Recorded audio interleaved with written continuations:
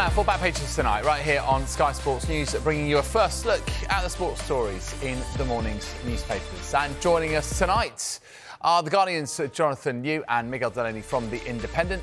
Very good evening to you both, gents. We'll speak to you very shortly. Let's run you through the back pages as we have them so far this Thursday evening. So we're going to start off with The Guardian. Southgate's leap of faith. So Grealish, Maddison and Maguire don't go to Germany, but Adam Wharton and Ivan Toney and Ebere Eze are in that final 26. Back page of The Star, this headline: hit the road Jack as Grealish misses out on England's squad for the Euros. And you can see there Southgate's brutal cull is Grealish and co devastated. In the Times, I think world of Jack, he is devastated. Of course, Southgate himself having to explain his decisions. On the right-hand side there, you can see Martin Ziegler clubs vote 19-1 to keep VAR as Wolves attempt to have it abolished and fail rather miserably in the end. To the Telegraph, players shock at Grealish acts, and they're just underneath that. Senior squad member asks manager to explain decision. Teammates offer support to stunned and upset forward. Yes, it is the one omission that really is the most surprising of the lot. To the back of the Eye, Southgate shows his ruthless side. Grealish, Maguire, Maddison cut from Euro 2024 squad. Picture of Jofra Archer there and his injury. You feel like a burden. You try to ignore critics, and also Coco Goff and that altercation with the umpire as she loses in straight sets to Iga Swiatek, who's through to another French Open final. And quite simply, in the Sun, 7 culled by England boss. Brutal. No doubt what is top of our agenda this evening. OK, well, let's get into it, shall we? Welcome along, Jonathan, Miguel. We're going to start off, obviously, with England and the squad that's been named by Gareth Southgate, bringing forward his squad announcement by 48 hours and having to be ruthless. Let's have a look at the back page of The Star and that very, very catchy headline, admittedly, hit the road Jack, because Jack Grealish has not made it. I mean, this, I suppose, shows where we're at, isn't it, Jonathan, that... You know, Jack Grealish, who for many tournaments in the last sort of few years has been that change-up, that player that fans have been calling for, whether it's starting or off the bench, now just not even an option for England in Germany. How do you see it? Yeah, real fall from grace. I mean, if you remember the last 16 game in the last Euros against Germany, Grealish came on after like a huge public clamour and changed that game. He was a game breaker for England, you know, not just in that game, but in that tournament. He hasn't been a regular for Manchester City, certainly the second half of the season. I think he's struggled for game time. I think he's struggled for fluency. I think he's struggled for confidence.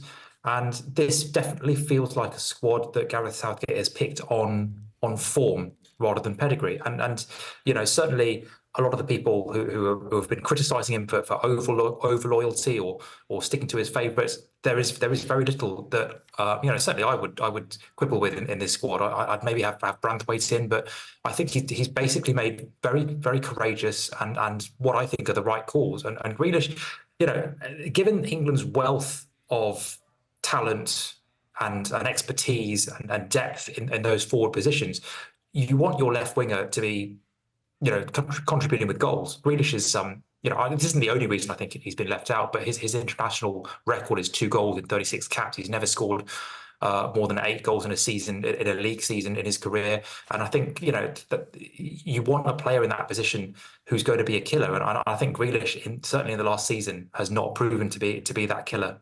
Is it the right call, Miguel?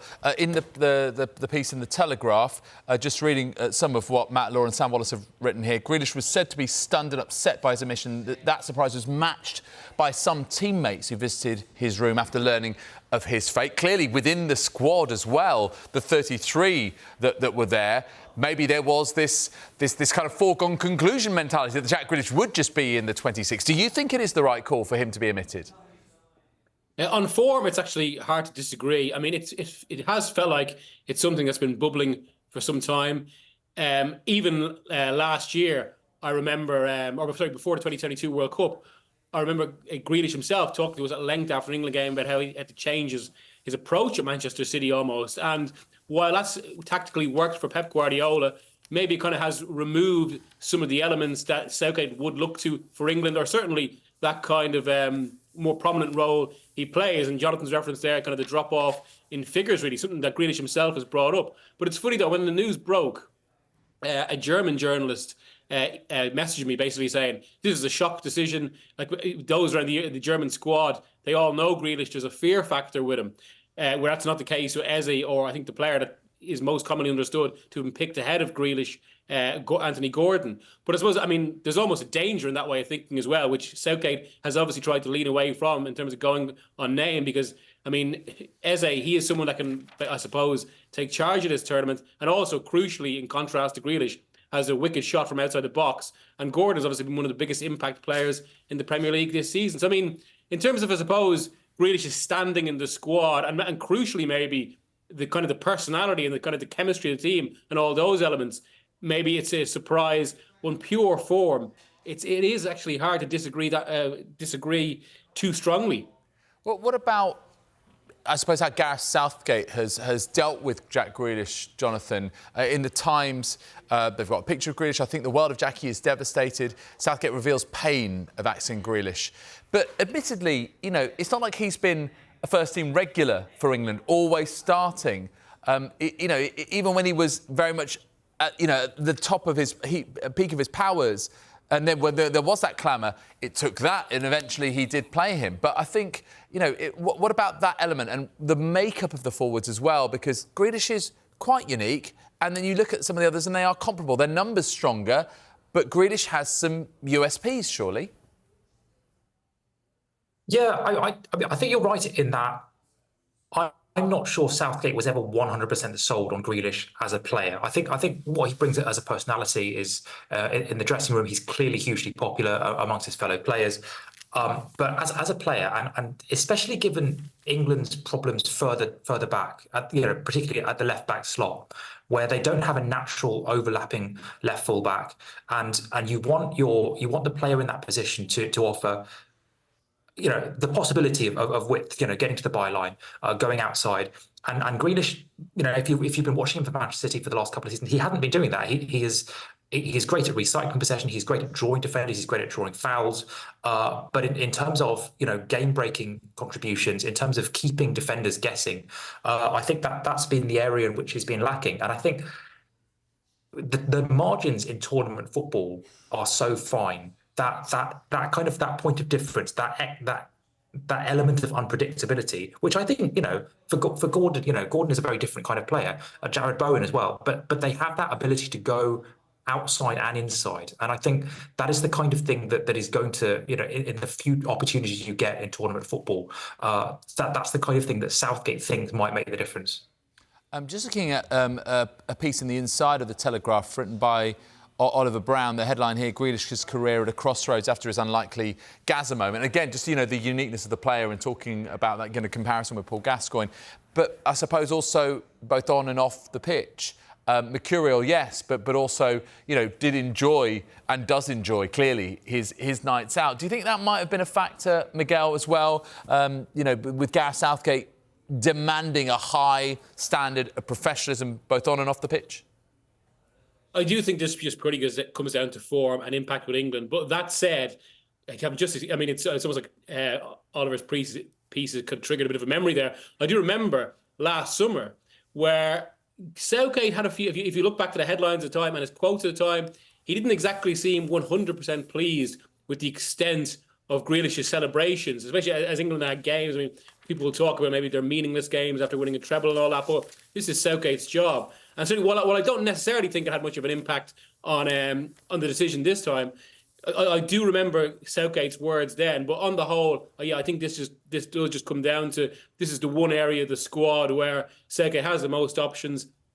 And also it fits a theme, I suppose, a wider theme with this squad, which is that it's very much geared towards youth. I mean, half of the squad from 2022 World Cup in Qatar is gone, and 12 of the players have been picked for their first tournament.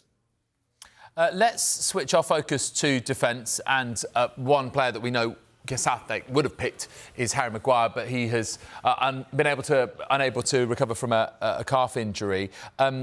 Jonathan, look, we knew that Harry Maguire was always going to be in Gareth Southgate's plans, even when he wasn't playing for Manchester United, and left out in the cold by Eric Ten Hag, it would appear. But there is not just, Harry Maguire in terms of his being a loyal servant, as this piece from Jason Burt is headlined, but also I think maybe an element of stability, of recognisability, of comfort perhaps with Harry Maguire there and his partnership with John Stones. Is that in any way a worry for England that he can't make it? Yeah, and obviously his prowess at attacking set pieces and his presence at defensive set pieces as well, the way he organises the defence. Look, I think it's really clear that Southgate has tried everything he possibly could to get Maguire in somehow, but his fitness just hasn't been able to pass muster. And I think it does, Maguire he's been heavily criticised. I think his form for United has been, indifferent at best. But yeah, for England, he has been on the whole, a pretty consistent performer. And I think what you miss there, as well as, all the things that you've mentioned, is that kind of, that know-how, I guess, the tournament know-how, and Euros particularly, but generally international tournaments are won by teams who know what they're doing in defence, who have a kind of a defensive plan, and they have settled personnel, and they're able to kind of, to defend with their backs up against the wall if necessary, because there are periods where you have to be ugly. And I think Maguire is equipped to do that. Who performs that role? I'm not sure. I think that it leaves a huge role on the left side of defence, because there are no natural left footers in that defence apart from Luke Shaw. It's another reason I thought Jared Branthwaite was a kind of surprising admission. But I think Gareth Southgate has to see it as an opportunity as well to try and blood a new defender and give them tournament experience and try and build a new partnership with probably John Stones. We'll go to Jonathan's paper, but ask you, Miguel, about perhaps one of the names in the squad that at the start of the season no one in their right mind would have picked, and that is Adam Wharton, who's listed as one of the midfielders, one of 4 Crystal Palace players who are the best represented club for England at the Euros in this squad. What do you make of that selection, Miguel? Well, it has been flagged for some time, actually, that not just that Wharton will be in the squad, but that actually Southgate may use him as the necessary counterweight in this midfield. Because, I mean, if you think about it, a lot of people, when they're putting their best 11 together for England, there's a lot of expectation of be a midfield of Declan Rice, Jude Bellingham and Phil Foden. Now, maybe given the kind of tone of this squad, maybe Southgate will go for that. Given the evidence of every previous tournament game he's played, it would seem surprising that Southgate goes in the midfield that open, that attacking. And from everything I've heard up to now, Wharton is actually a candidate to maybe sit alongside Declan Rice and anchor that midfield and give another option in there. So from that perspective, it's actually maybe not that much of a surprise. Was the extent of his growth and his development has been, I suppose, very encouraging. Declan Rice, we spoke to him at the England camp today, and he went on at length actually in praise of Wharton and how well he settled into the team already, how kind of some of the senior players have also almost kind of took him on. And yeah, again, he's actually, to be fair, he's not the only player in this squad who, if you were asked to name it in September, you wouldn't have thought it, or you wouldn't have had anywhere near it. Just generally, in terms of the makeup of this squad, Jonathan, I remember when we had a 23-man squad, generally you'd say 3 keepers, 8 defenders, 8 midfielders, 4 forwards, and that's kind of the makeup for most squads going into a major tournament. Now we've got 26 names in, and obviously, given the riches at his disposal, Gareth Southgate is top stacked with forwards. The midfielders, there are 5 effectively, because Jude Bellingham is named as a forward, and then 8 defenders. But do you think he has got the balance right? Has he got all bases covered here, Gareth Southgate?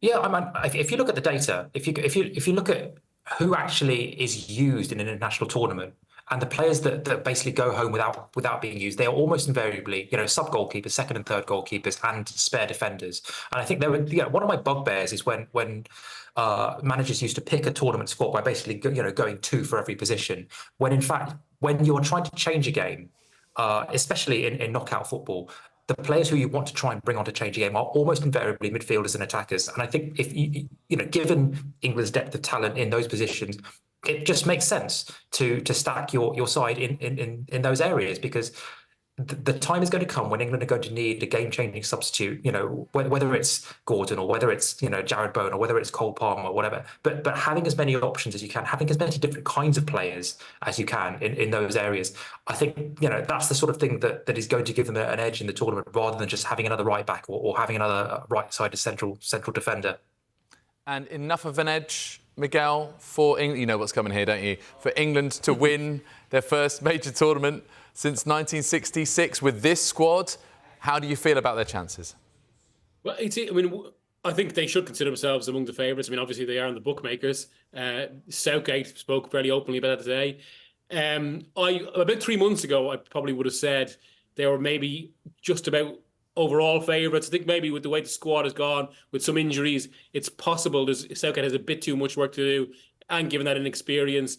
But it's actually one of the remaining glories of international football, as Jonathan sort of kind of touched upon there, where no matter the kind of size of a country and the kind of the wealth of its football culture, a squad going into a tournament is never going to be perfect. The manager can't just buy someone. There's always a gap that has to be covered. So England won't be the only squad going in with this problem. And obviously, even though there's a lot of changes in the squad, it is coming into, I suppose, a fairly kind of fixed core that know what they're doing, that know how to get through tournaments. But I think, again, a few months ago, I would have said this tournament comes down to England basically just have to get past France. I think with the way it's gone in the last few months, there's going to be a bit more to it than that. But yeah, Portugal could be very strong. Germany have come on again. But certainly England should be going out to win it. I'm not sure I'd have them as champions anymore, I have to say. OK. We've done plenty on that topic. Gents, thank you very much indeed. We're going to take a quick break, other side of which we'll look at more of tomorrow's back pages, including this in the Metro. Sneaky little story about Graham Potter potentially being back in charge of Brighton. We'll discuss that and plenty more with Jonathan and Miguel. Stay with us.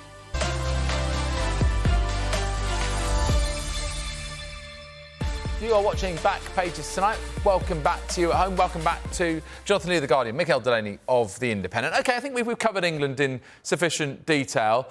Let's talk a little bit about one of the things that we knew was sort of on the agenda today, which was the vote to abolish VAR taken by the Premier League clubs. A resounding victory for VAR to remain by 19 clubs to 1, with Wolves, obviously, who tabled the motion as the only club to vote in favour of abolishing the video assistant referee.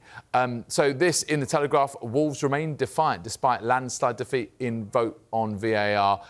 Miguel, I'll come to you first on this. Listen, they probably knew, didn't they, Wolves, that they weren't going to get the 14-6 majority they were seeking. But what have they achieved? And, has this action actually given some more improvements? Would that have happened if Wolves hadn't brought this to light in the first place? So, from the way it was put to me last week, the intent, they knew they were going to lose. Maybe they didn't expect to lose quite this heavily, but the intention was to put this on the table, to put it up for discussion and maybe get to, because this often happens with a lot of proposals to the Premier League, and like one of them being loans last year. They don't go through at the first attempt, but sometimes go through on the second or third or even much later. It's about, I suppose, creating the space for discussion. And they probably have, hit a chord with fans, because it does feel like the overwhelming view among match-going crowds is that VAR should be abolished. They sent out a dossier in the build-up to this with, I think it was about 10 bullet points about kind of the wider effects on this and suggestions that could be done. And I think even though clubs voted against it, because it has been very much the Premier League stance to keep VAR, there has been a sympathy, at least, for Wolves' approach to this and some of the views on it that obviously the voting numbers don't reveal. So at the very least, I suppose they've shifted the window on discussion on VAR, but because up until this, it did feel like there was no scope whatsoever to even have the discussion to get rid of it. The Premier League had decided on it, and that was that. Whereas now, I suppose there's more space for talks about it. In terms of the areas earmarked for improvement, there are 5 or 6 points that have been mentioned here. Any ones that you feel are most significant, Jonathan, that will actually really make a positive impact? Yeah, the point about transparency. I can't believe this wasn't drafted by some Premier League mandarin. They want more transparency with things like match officials mic'd up. You remember when like Coronation Street basically went from 3 episodes to 4 episodes a week, and now it's basically like on the whole time. You basically got Coronation Street 5 episodes a week, and then Omnibus, and that's basically what match officials mic'd up is going to be. This is what the Premier League think we want. We just want to be talking about VAR the whole time, and we want more communication. We want more sort of explanation about all the.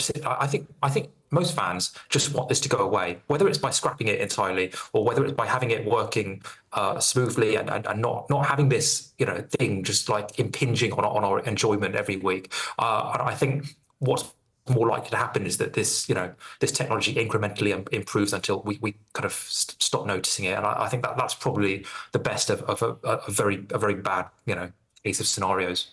Coronation Street Omnibus in a conversation about VAR. You never knew it could happen. It has just now. Thank you, Jonathan. Let's move on to the Metro. Let's move on to Graham Potter, who could be back in charge at Brighton if this story is to be believed. In Brighton talks, is this a backward move by Brighton? Or does it make sense to you, Miguel? What's your read on it? Yeah, I don't think it is a backward move, actually. I think it's very logical. He left the club with good wishes. He took a step up, at least in terms of kind of the financial size of clubs and where they compete at. It didn't work out. And given that Brighton have a vacancy themselves, De Zerbi's just gone. Like Brighton are they in a relatively improved place? Maybe given they qualified for Europe. But it does feel like there's absolutely no harm in just bringing him back. Again, he fits the club, which is an issue with a lot of managerial appointments these days, and what makes sense. He fits into the structure, they know what he's about, and it does make everything, as is often the case at Brighton, fairly seamless. So, I mean, maybe there was a sense of Potter himself, given the time he's taken out of the game, that he might have wanted a bigger job. He has had a lot of offers in that time. He's been talked about in a lot of roles. But again, given where Brighton are and given their outlook, it does just make sense for both parties, it feels. And isn't necessarily a backward step. It's just kind of almost a continuance. Really quick one to you, Jonathan. Back page of the Eye. Were you shouting USA at the television a bit earlier on as they beat Pakistan in the Super Over at the T20 Cricket World Cup? What a result that for the home nation. Yeah, be careful what you wish for, David. I mean, obviously it's great for, the short-term health, great for the competition, like great underdog upset. I worry about what happens if America gets into cricket. Like, do we want, some US hedge fund billionaire taking over Gloucestershire, or some terrible Jason Sudeikis sitcom about the manager of some fictional home counties cricket club? Be careful what you wish for. That's all I'll say. OK. All right. Thank you. Thank you very much indeed, guys. Really appreciate your company tonight. Jonathan and Miguel, thank you very much indeed. If you missed any of the show, there's another chance to be Back Pages, hour. It's also available as a podcast. Just download Back Pages on Apple, Spotify, or wherever you get your podcasts.